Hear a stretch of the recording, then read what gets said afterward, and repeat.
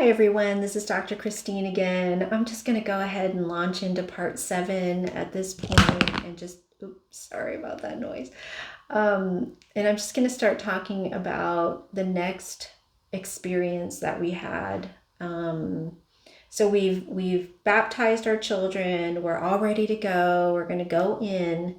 I believe this is a Tuesday morning that we're going to go in and we're going to admit Colton into the hospital. He's going to get some more chemo, but we did all of that because we wanted the best result from the CAR T. We wanted to really just be faithful to God and adhere to his suggestions, adhere to his principles of fasting, baptism, prayer, worship. We left nothing undone at this point. I mean, I suppose we could have fasted longer, but it was pretty tough for what it was. And I think I heard God tell me it was just 3 days. And so we did. We were successful with our fasting and we brought him to the hospital and he got admitted. And the first week in the hospital was pretty much fine. I mean, he was just going to get some light chemo and he's in the hospital, so he feels trapped. He can't really go anywhere. So all this time he couldn't go back to school because his immunity level, so they call it your ANC. So his ANC, absolute neutrophil count, was pretty low. I mean, it's supposed to be in the 2000s and his was like not even 500 at times. So there was no way that he was going to be able to go back to school and be, if he got sick, he would have to be hospitalized. So he really didn't go back to school. He ended up just staying online and trying to do a little bit of work here and there, but it was kind of like wishful thinking for us to think that he could go through all of this and also do homework and projects and take tests and things like that, because every week we would give it a good try and every week something would inevitably come up and we wouldn't be able to have him complete the work. He'd do a little bit of work, but that was it. So the whole semester was kind of shot at this point. And the school was so supportive, and because he had done well in school prior, they were not necessarily worried. And we had the principal and vice principal definitely just continuing to let us know, don't worry about it. We got it covered. We'll give him whatever support he needs. Whatever you guys think he can do, we will work it out for you guys. So, this school is all we know. I mean, the kids have been there forever. And so I think we're just pretty blessed to have received that kind of support from them. In any case, so he gets back to the hospital and it's a week where there's not much going on except for things that we already know what the outcome is. So he's going to get a little bit of chemo and he's going to be going into the CAR T, infusion is maybe what they call it. But anyways, they put the CAR T cells back into him, and that's the big one, like if anything, so it's going to determine whether he beats this cancer. It's also going, there's those side effects. They could be very mild or they could be very serious. Either way. So the other effect that it could have is it could create a wild effect on his blood pressure, where they would have to send him up to the ICU and they would have to monitor him and give him, I believe is it epinephrine? Might be, I think it's epinephrine, and to raise his blood pressure. And then he was going to also be at risk for a very high temperature, so a fever. And the first day he did fine. And then the second day was when pretty much all hell broke loose at that point. Sorry for my language there, but I really want to emphasize that this was the hardest part. It was I don't even have the words for it. I don't have the words for it. So I'm just going to go through and start describing what happened. Immediately his temperature went up. I think, was it that evening? May have been that evening or the evening after that. But yeah, it may have been the evening after that. So after his temperature went up, there was a mad rush to try to regulate his temperature. So Tylenol, every few hours, on the hour, lots and lots of liquids all the time, like 8 cups of water a day. And then if he, also an IV drip and all of that stuff. So he started the fever, and then I think soon after that his blood pressure started to be a little, it was too low. So temperature was going up, blood pressure was going down, and they had to regulate all of that. Otherwise it could be very dangerous for him. So after 24 hours or so, maybe a little bit more than that, 24 to 48 hours, they could not regulate his temperature. And so we had to move up to the ICU. And so during this time, they were trying to keep us calm and letting us know this is very, just part of the procedure. We're just gonna, it'll be okay. We know what we're doing. Everything's fine. And so we're like, okay, all right, you know what you're doing. Everything's fine. So we're going to trust you. I mean, his temperature is like, 103, 104, sometimes higher. I think sometimes at one point it was 105, but then it went down again after they had given him Tylenol and I think another medication too, but I don't remember what medication that was. Anyways, they were just trying to control all of that. And then we go up to, now we're back up at the ICU again, 3rd floor. And he is, he's going through it. They give him some things, and then he actually has an allergic reaction to another substance that they gave him. I'm sorry, I didn't write that down, so I don't remember what it is, but it is something that they thought he needed at that time, and they didn't even know that he was becoming allergic to it. But he kept telling me that his tongue felt swollen, and then he couldn't swallow well, and so I was like, okay. And then so I was trying to tell the people, and I don't know, they just didn't really get the idea that there was a reaction to that. And so finally, in the evening, I got really worried. And then he also had a rash, like a really bad rash as well, in addition to all of that, which they just thought, oh, this is just, they kind of explained it as due to something else. But as a mom, once again, my instincts kicked in, and I was like, no, this does not sound like all of these symptoms. There's too many of them, and they all seem like they are relating to some kind of allergic reaction. So I look it up, and sure enough, that whatever they gave him, there can be an allergic reaction to that, and those are the symptoms. And so I quickly tell the nurse, and I said, we have got to take him off of this now. So she quickly, she's messaging the doctor, and they're figuring that part out. So that's okay, that's fine. But he's already suffering. So not only is his blood pressure too high, his blood pressure too low, and his temperature too high, he's got a rash, he's got swollen tongue, he's got all these other things going on.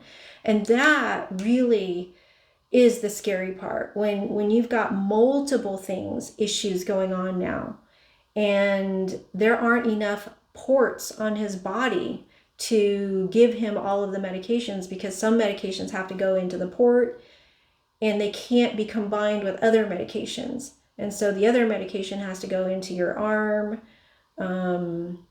And he had the PICC line.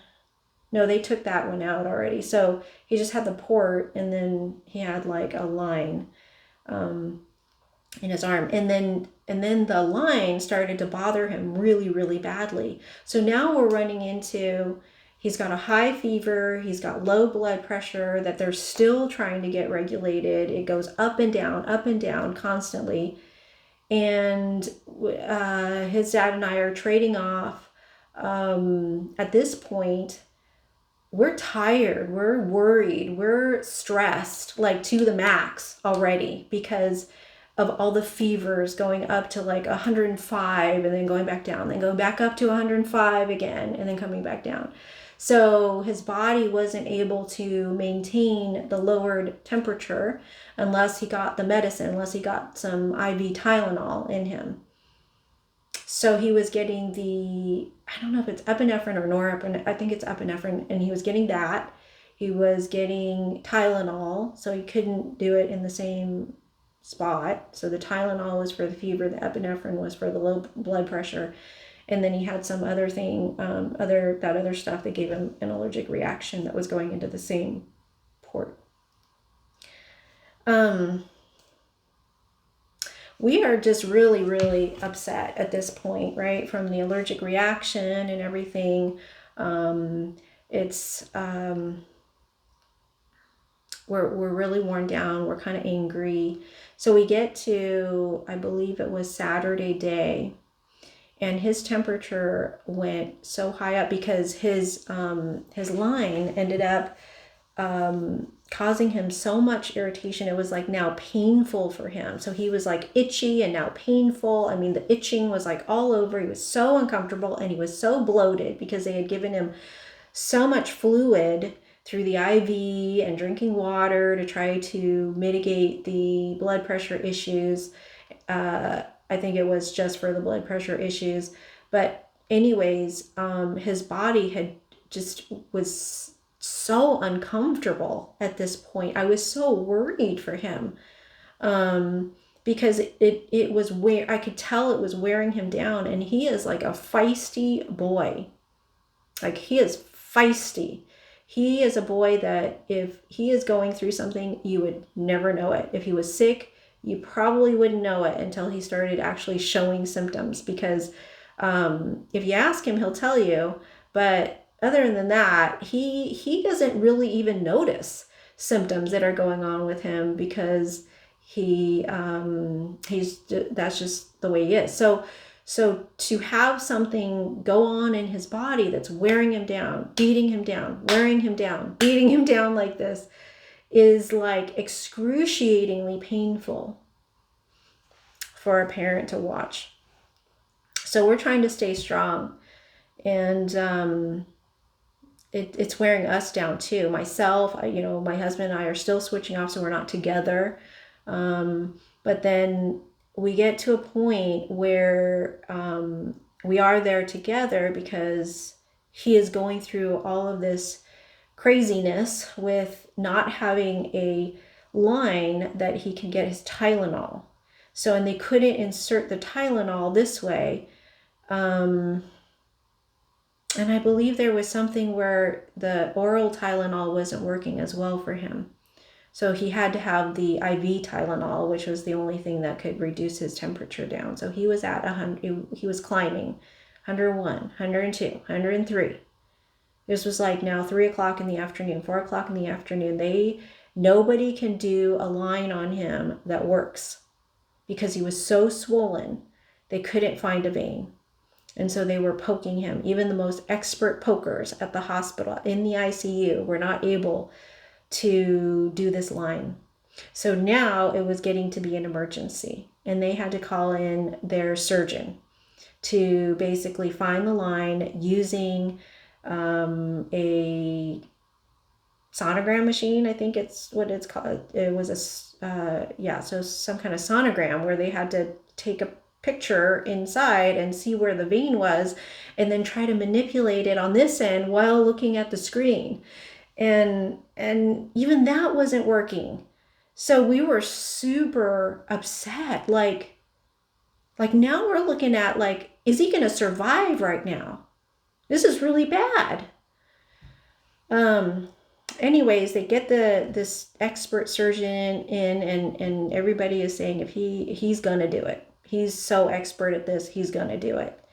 And thankfully, he finally did do it. But not after we had gone through all of this, like, just excruciating emotional worrying and pain and anxiety, and him, and watching our son go through this, our strong, 6 months before this, healthy, football playing boy, had no problems, heart, never even went to the doctor other than a checkup. And he's going through this craziness right now. And so the other thing that happened was that the nurse, and I forgive the nurses because I know they're just doing their job. I know that they're doing the best that they can. But the nurse kept poking him. This was before the expert surgeon came along and used a machine to get this line in my son. The nurse was trying to poke at him, and she kept poking, and she kept trying to use the same IV, and he screamed. She kept saying, no, you just have to deal with it. And he's screaming. And I know my son, he has a very high tolerance for pain. And so if he's screaming, that means it's excruciating for him. I have never heard my son scream like that before.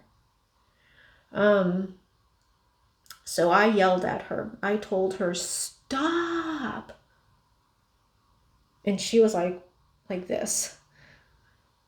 Because, this is like an emergency situation. There cannot be any mistakes made during this time. Every minute counts. Every second counts at this point. So anyways, I felt a little bad about that, but not so much, because my child is in danger. So I'm going to do whatever it takes to make sure that people are doing what they're supposed to be doing. And again, I forgive her because she's only human. We're only human. We all make mistakes.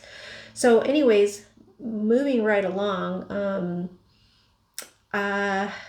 Okay, so they finally, they're trying to get his temperature down, but it does not go down fast enough. It doesn't go down fast enough. And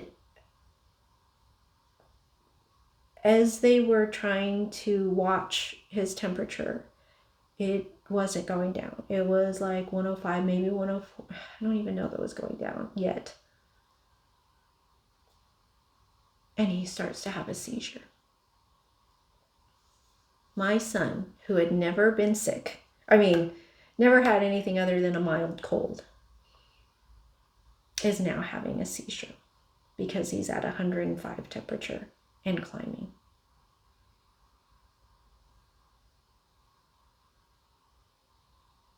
I am crying out to God inside. I don't understand what's going on. Why are we having to go through this? I thought it was going to be mild. Didn't we fast? Didn't we baptize the kids? Didn't I do everything that you wanted me to do? God, why am I going through this? Why is this happening?